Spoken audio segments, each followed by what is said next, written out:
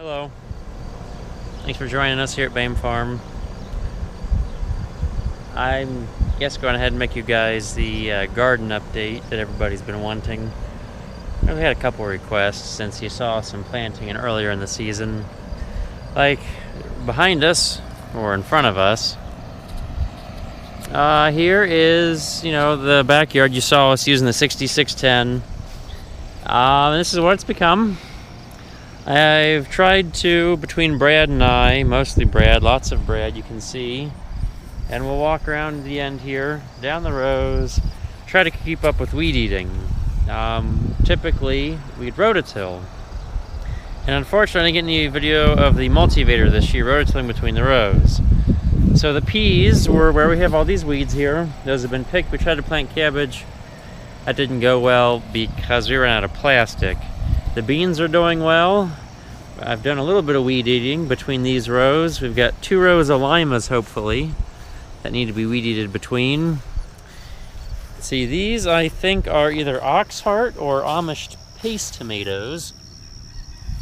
They look like a giant Roma. See, these tomatoes are doing very well. Unfortunately, for how wet it is, the leaf blights have really started to take their toll. And there's lots of tomatoes turning, tons and tons of tomatoes. The corn's doing very well, the tomatoes are doing very well, and the cherry tomatoes always grow like weeds. The broccoli, we put it in a very bad spot to be upkept. So it got a little overgrown on us, unfortunately. Now we can cut all that off and it'll regrow heads. Yeah, tons of those things. Holy cow. Cherry tomatoes. Here's our brandywines. They're our German pink tomato variety that we like. I guess we'll stop. We'll try to get it, just look at the size of these monsters. I mean, they're big tomatoes. Yeah, they're not always pretty. They'll have cracks and they'll be gnarly. Cabbage.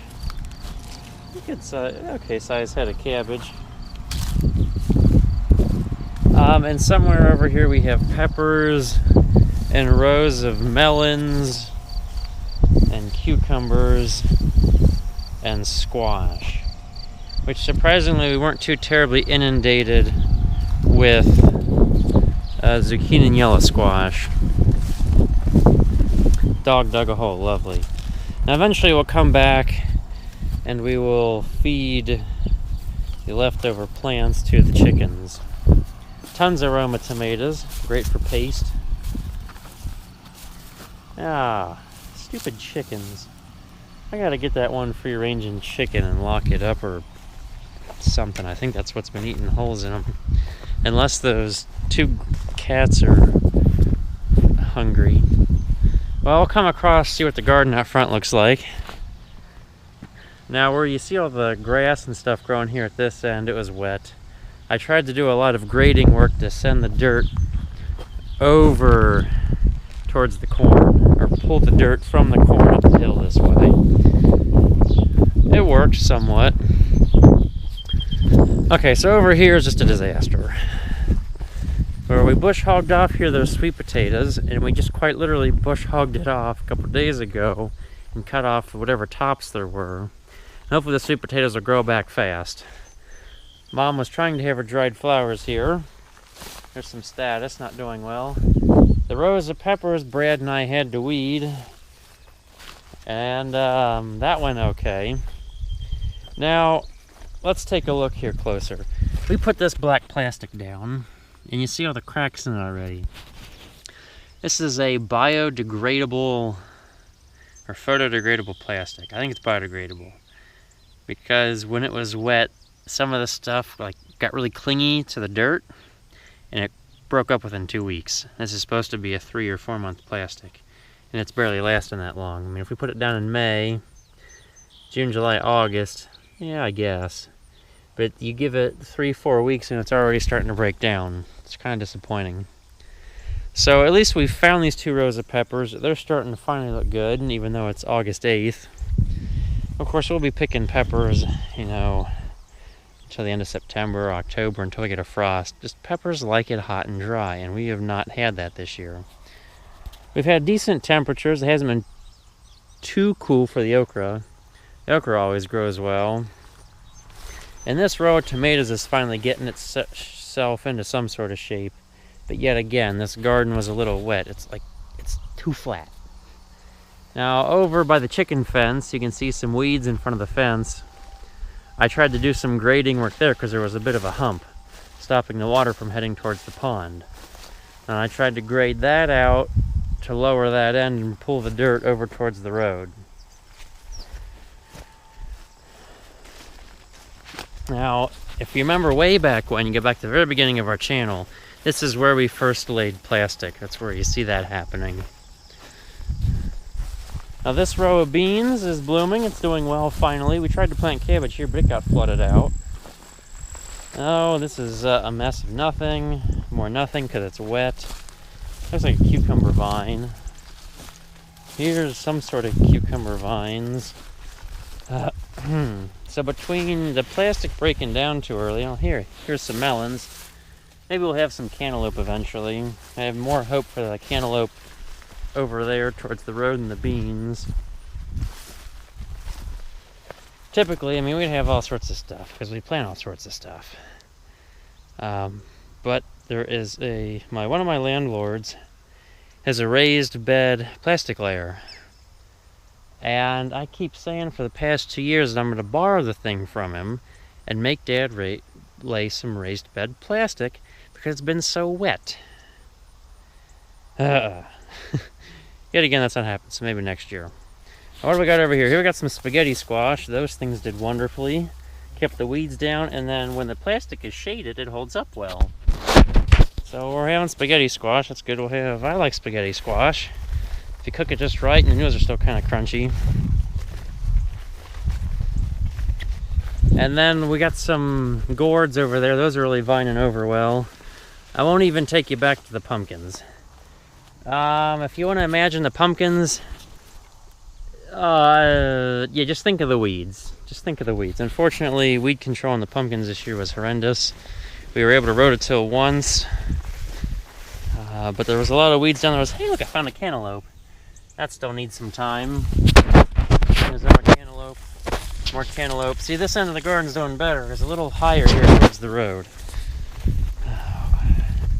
Of course, if I use that raised bed layer, look at these cantaloupe down here. Use that raised bed layer.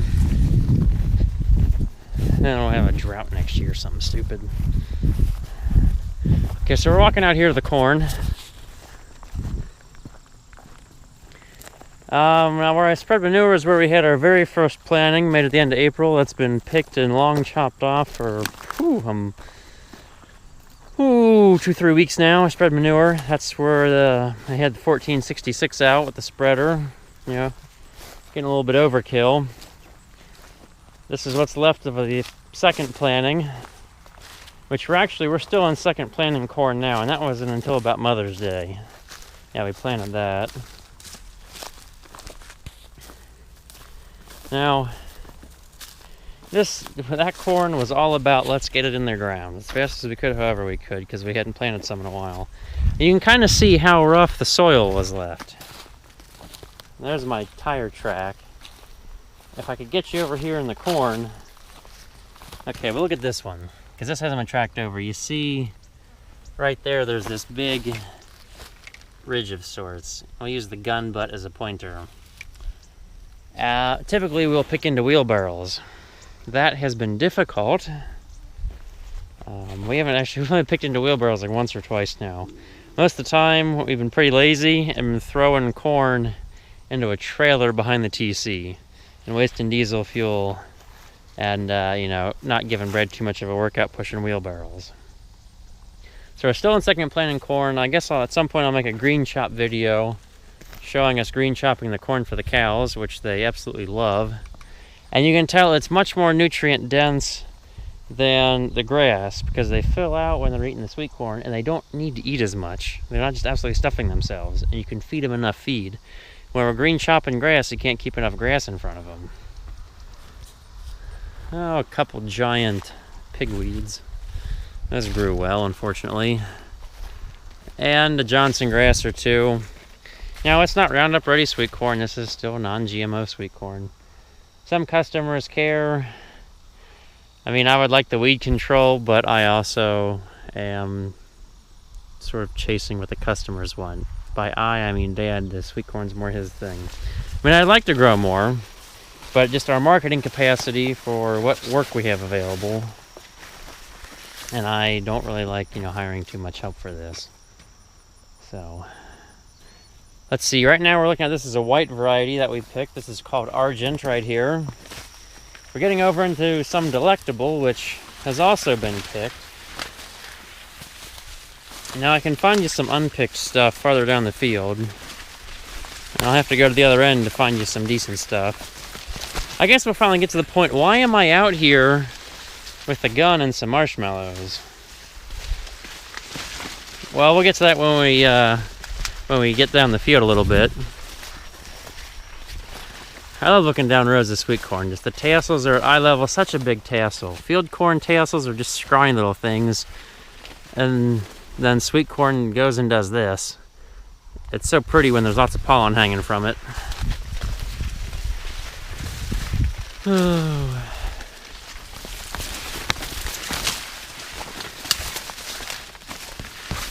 Right now we're in a variety called Delectable. It's a bicolor. I like Delectable a lot. It has big ears. Oh, okay, this is the trap. I'm assuming I'm coming to the first one because I'm not very far down the field yet. Oh, there's two traps. See? We put some marshmallows in them. The raccoons are out here chasing sugar in the patch. So what's sweeter than sweet corn? Marshmallows. Now we found IGA brand to be the best. It's like they have some sort of powdered sugar on the outside. So they're extra sweet, or the raccoons like them for whatever reason. I mean, I hate killing them in a trap, but we gotta retire them. You can see right there, they scraped up that ear. They scraped up that ear. But we've had it before where we've had raccoons come in and they've cleared out a whole acre of sweet corn in one night. And that was a year that we caught 90 raccoons. Now, and a friend of ours treed like 45 or so in a couple weeks. I don't coon hunt, I don't have time, I gotta sleep at night. Yeah, little varmints. So you haven't been getting into the chickens too bad, so that's good. They're out here, which, losing a couple ears of corn isn't as bad as losing a chicken. So I watched a video, and this is for Brad, I'm throwing this in there. This guy who put a video up of his dead pig. Unfortunately, we're just going to avoid that right here, and we're not going to see the dead coon. You guys know what's coming. I don't like it. I usually make Brad shoot the raccoons. I'd much rather hunt and give some things a fair chance, but when they're destroying something for our business, for income and our livelihood, you got to take extenuous measures to curtail the problem. So I'll spend about 5 minutes trying to get a good shot to make this quick, not wanting to pull the trigger. And I'll get back to you guys and I'll finally show you guys some corn and what it looks like out here. We're walking down the field. The raccoons have been retired. So I'll show you what corn we're picking now, or one of the varieties. I said we had two, the Delectable, which actually we finished this morning because the coons ate so much. So we finished that off, and what we have left for tomorrow is called Argent. It's white. So look at this here. Maybe it's just me. That is very long and skinny. And it's very hard to tell if it's ready. Now this year I can tell if it's ready. But we'll pick it off. We'll take a look at it. See what it looks like.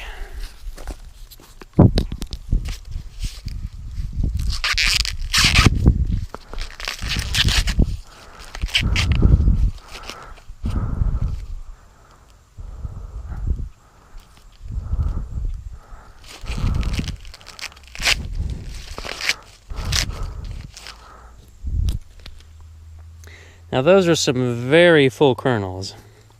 Very full. And if it's not fully ready, it doesn't feel ready. Like the tip, because you'll feel down the ear. You're feeling, and you get to that point where you go for like squishy, nothing, all a little point end of the ear, and then all of a sudden it just gets fat quick. Well, this stuff can be mildly almost ready, but you don't get that feeling at the end where the tip is. This is very ready. Now, this white variety, I wouldn't say it's my favorite. Unfortunately, like when I was younger, I'd come out here and I'd pull on your off and eat it, and I thought I was eating field corn. That's how less than sweet it is, at least when I was 5. But it is a good variety of sweet corn. In fact, it freezes really well. Argent freezes very well because it has very deep kernels on that skinny little cob. But it's long, it's a good size ear. It's probably, well, I can go, well, it's about 9 inches. We'll compare this to the Delectable up ahead. I need to reset the other 2 traps, but I got this one while I was thinking of it, because I didn't have all the marshmallows. It gets to be a lot to carry around. I did mow off the aisleways, and you can kind of see how rough we left it when we planted. Okay, so there's like the weeds we cut off. We left these aisleways typically to drive something down, and they're perfect size for the TC. They're maybe 6 foot wide, maybe. Okay, I'll come down the back hill here. Yep, Johnson grass. Hate this stuff. Guess cows eat it. And I'm hoping to do, after the sweet corn's cut off and it regrows a little bit, come out here with some Roundup and kill it off. Hopefully it helps our problem. And this will get cut off where the seeds are too mature. I'm going to put this trap over here. Now this next variety I'm walking to, there's our Indian corn. That's where I'm putting it. Raccoons won't eat the Indian corn. I'm sure the sun is terrible for you guys, but we grow the Indian corn to go with the pumpkins. Oh, we'll come up here a little bit. This is a yellow variety. It's not the most ready. But we'll get ourselves an early start at it, I guess. Okay, I'm feeling lazy. We're just going to set this trap, because I think they're coming from a little waterway over there and walking up to the grass. Here we put flags with them so we can find them eventually. So like trying to remember where exactly we put the trap. Okay, so the Indian corn has got a ways to go. Some of it's purple, lots of green, there will be white, purple, variegated, multicolor, decorative stuff. Goes along with the pumpkins. Okay, back through the jungle of Johnson grass here at the bottom of the hill. I need to set that trap still. There's our marker flag. And just up a bit, whew, I have the other trap. Now let's come out here. Now you can see what kind of parties the raccoons have. They rip the ear off. This is also a few days old. So we're hoping they'll come back to this location just because they ate a bunch here.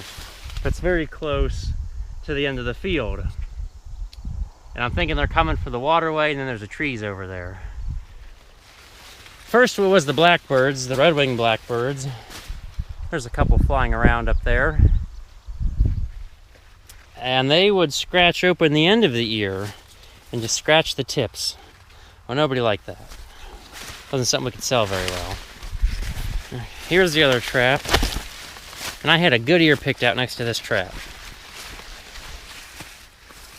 So there's the Argent. Here's a nice ear Delectable, big, fat. I don't know, it looks fat and feels fat to me.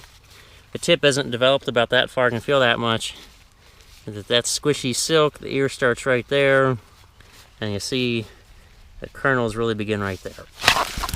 So I'll pop that off, and we'll peel it open.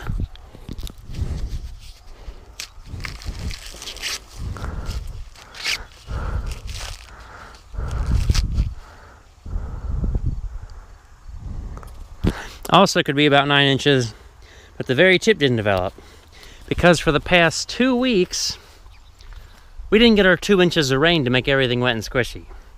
So, I mean, we got 4/10 yesterday, and I mowed hay after we got the rain in the morning. It was a very gentle, drizzly, dreary, British day. And then I mowed hay in the afternoon, so we got hay to bale tomorrow. Well, we'll compare the two. Maybe not next to the gun. But you can see how much fatter the ear of Delectable is. About the same length, but just it's more girth, I guess. So it's easier to tell when this is ready versus the Argent. They both taste great. The Delectable is awesome. Now, there hasn't been as much coon damage in the Argent, and the Argent is just equally as or more ready than the Delectable is. So that tells you about flavor. Even the Raccoons like the Delectable. I mean, the Argent's a great variety. It freezes well. But I gotta say, I like the Delectable better. Looks so good. Unfortunately, I set it on the Raccoon trap. I don't know if I want to eat it anymore. Yeah, this top side might be okay. If I die, I guess Brad could have my toys. Eating on camera. I feel like one of those chefs on TV. Martha Stewart or somebody. Nope. So that's what we're picking, or what we have picked, and what we will pick. And eventually I'll get this trap set up. And I'll show you what the rest of the field looks like, mostly from a distance, because that better outlines what's happening than getting up close like this. Other than to see the raccoon damage. Okay, so one quick note while we're here. This is our waterway, or what we call the waterway. It's a kind of a catchment runoff zone from the slope of the field down here before it gets down to the creek. This has been cut twice already this year. Second time was only a green chop, so it was left tall. But you can see how much it's grown back. And it's pretty thick, but like I said, the green chopper leaves it tall. But I've ran the chickens down here a few times, which really helps it out. And where this foxtail's coming up was the very end of a run of meat chickens, I believe. So there was a lot of poop left by the chickens. I don't know, I could green chop it off again, or if I wait a couple more weeks, might be able to make a few bales. But if we stick the gun down in it, gives an idea for height. You know, we're almost up to the trigger. Some lots a foot tall. Okay, we'll take it to the corn. This is the third planting over here. And then there's fourth planting way over there. But I gotta get up on top of a hill to really get you guys a good view. So this is my favorite view, right here. Just a tassel full of pollen, looks great. So much color, looks like a little firework.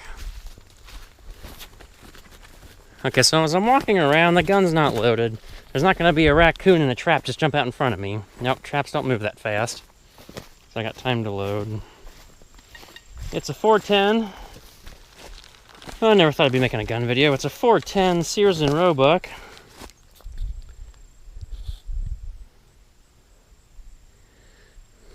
Now, you can read the model 101 1380.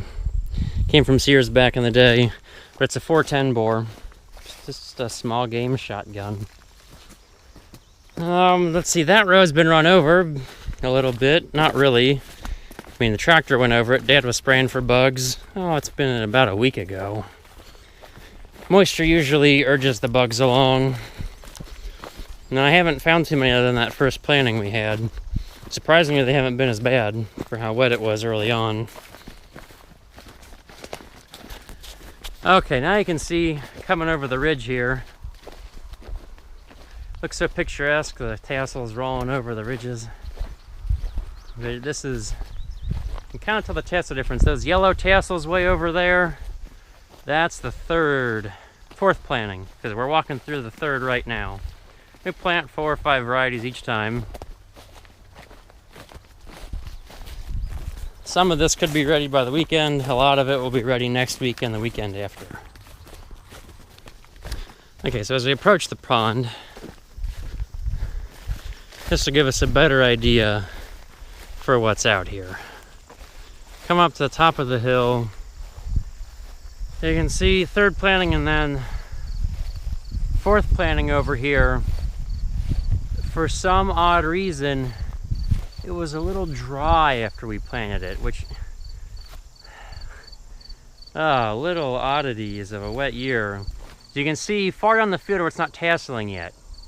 It all came up on the first bit, and then just going up the hill, was a little dry, and it didn't come up. It came up. It was like a week late when we got a rain, even though it was still kind of wet. I don't know. Sometimes I give up guessing what's going on. As you can see, we go down the hill. And from what's barely tasseling down to what's tasseling, that's the fourth planting. And we plant like every variety of seed we have. So that's, about 3 sections of 12 rows. Every 12 rows we make an aisleway because our sprayer will cover 12 rows. So when we spray for weeds, that's usually why the aisleways are more weedy, but I bush hog those already.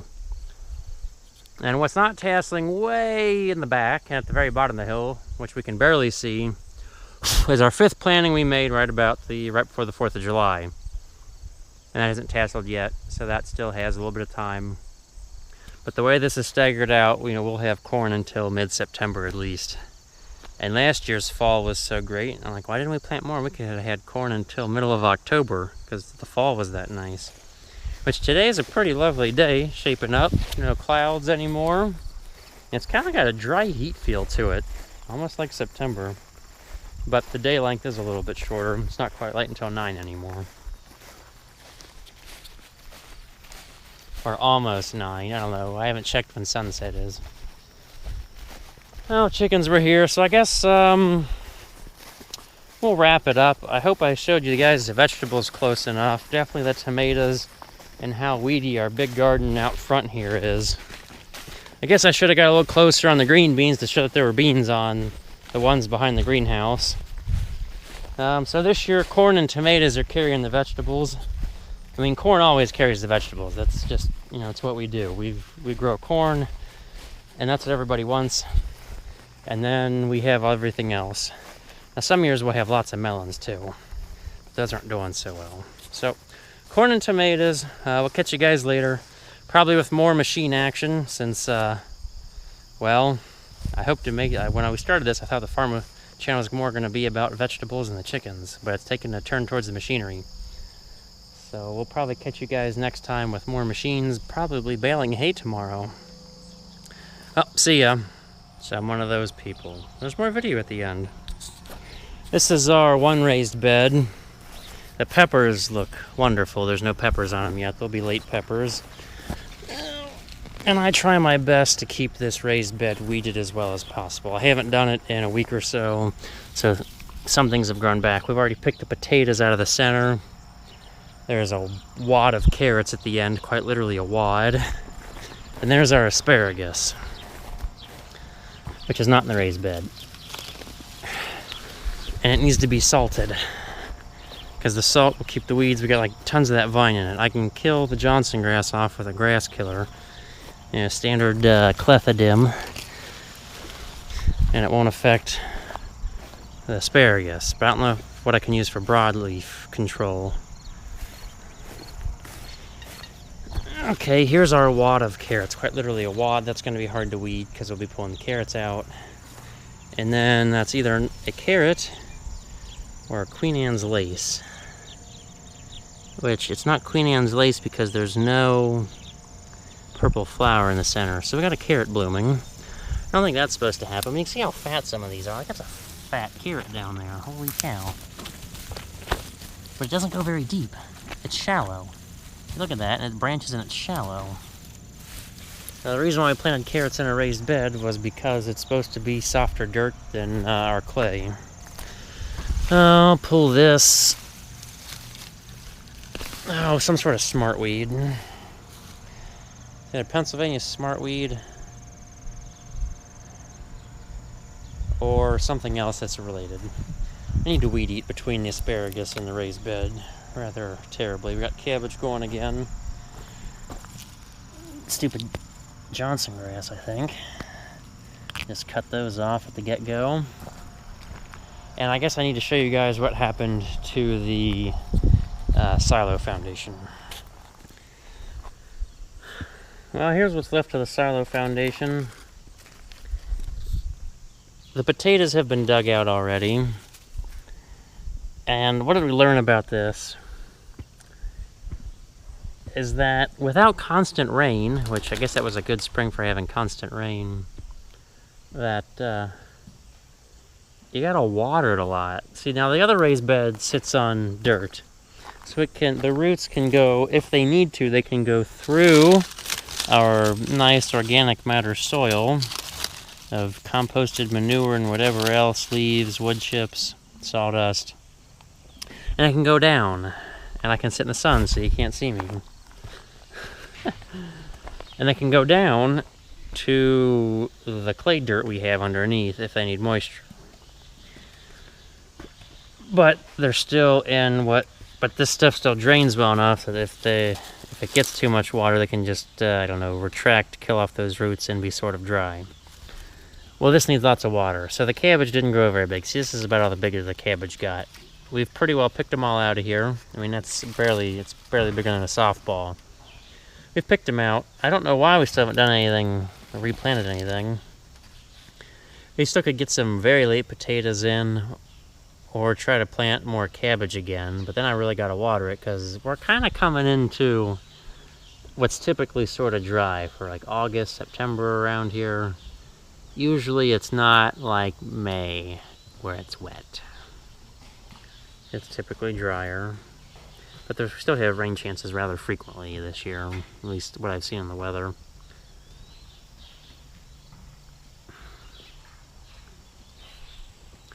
I think I covered everything since we're back here. There's pumpkins back there. I'm not gonna get close. It's a crapshoot. There'll be pumpkins, I think. It'll just be fun finding them. Good thing they turn orange. Alright, I think that's all for vegetables. I'll leave you guys looking at the hay and the stack of stuff over there. I'll probably make a video about stacking the hay in the barn tomorrow, since I mean Brad and I have wagons to unload tomorrow before we go bale again. Now we'll see ya. On to the next video.